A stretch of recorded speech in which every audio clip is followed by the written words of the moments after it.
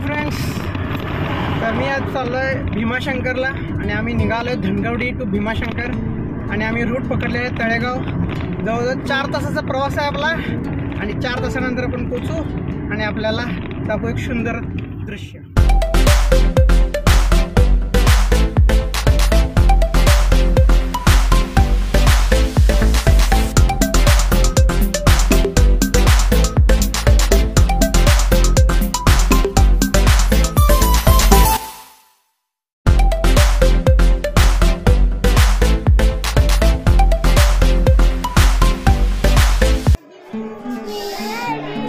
सध्या मी थांबलेलो आहे क्यूमध्ये दर्शनांच्या. भयानक गर्दी आहे. कमीत कमी 3 ते 4 तास दर्शनाला लागतील असं सांगितलेलं आहे. बघू आता संध्याकाळचे 4 वाजलेले आहेत. किती वाजता दर्शन मिळते ते आपल्याला.